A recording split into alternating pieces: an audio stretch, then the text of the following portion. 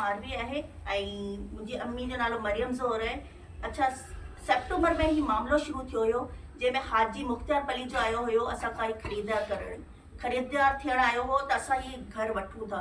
उन खां पोइ 2 टे ॾींहंनि खां पोइ असां वटि आयो हुयो इरशाद पली जो जे ये दावा कई त ही घर मुंहिंजो वरितल है, हे कीअं था विकिणनि। उन खां पोइ हिननि हिकिड़ी मीटिंग कई हुई जंहिंमें ज़ुल्फ़िकार क़ादरी जा सभु माण्हू हुआ, जंहिंमें इरशाद पली जो ऐं ज़ुल्फ़िकार पली जो हाजी मुख्तियार हुआ। उन्हनि उहा ॻाल्हि कई त ही प्लाट असां वरितो आहे।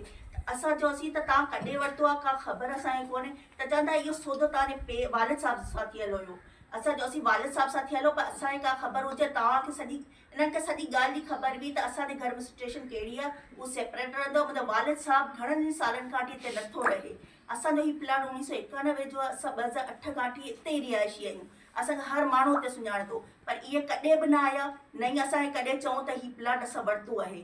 उन खां पोइ अक्टूबर में 7 अक्टूबर में हे आया टुपी, हिन ई दीवार तां टुपी करे आया। मुंहिंजी माउ अकेली वेठल हुई, जंहिंखे हिननि मोबाइल फुरे करे हिनखे हिकिड़े कमरे में बंदि करे छॾियो। उन खां पोइ मुंहिंजो भाउ खे कहिड़ी हालत में ख़बर पई आहे, उहो ठटे मां मोटियो आहे, जेको ऑन कॉल हो मुंसां। उन सां बि हुननि इहो ई कयो, हिन नारे जो हुयो जंहिं हिनखे बीहारे करे हिन खां फ़ोन फुरे छॾी। उन खां पोइ मूंखे ख़बर पई, आउं आयसि त हिते 8-10 मायूं वेठल हुयूं ऐं उन जा मर्द वेठल हुआ। असां सॼो सामान हुन पासे फिटो कयल हुयो। इन खां पोइ असां वियासीं प्रेस कॉन्फ्रेंस करणु। उते वरी असां वियासीं SHO वटि, जिते हुन FIR कोन ते कटी।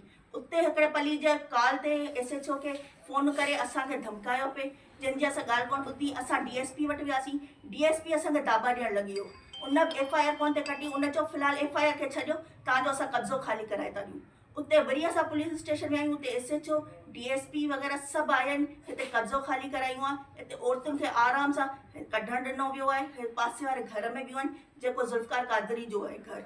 उते ई हिनखे बीहारे करे ऐं उते हिकिड़ो ई हिननि जो दरगाह वारो आहे जेको गिरफ़्तार कयो वियो आहे। ॿिया कंहिं बि पली जे कंहिं बि फीमेल खे हिननि को बि गिरफ़्तारी कोन कई आहे। जंहिंखां पोइ असां पंहिंजो सामान ॾिठोसीं त हुन में असांजो सामान, जंहिंमें सोन, रोक रक़म, असां लैपटॉप, मोबाइल जेके खणी विया, उन्हनि जो को ॾिस पतो कोन्हे। उन खां पोइ DSP असांखे 2 टे दफ़ा घुरायो, पर इहे मिलिया कोन। जंहिंमां असांजो डॉक्टर ज़ुल्फ़िकार ज़ोहर उहो आयो बि हुयो।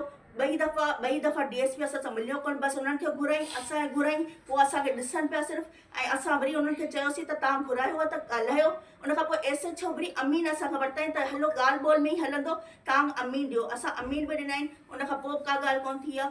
इन खां पोइ असां कोर्ट में केस कयो आहे। केस करण खां पोइ इन्हनि जो जेको IO आहे, उहो इन्हनि जी ॻाल्हि पियो वहे।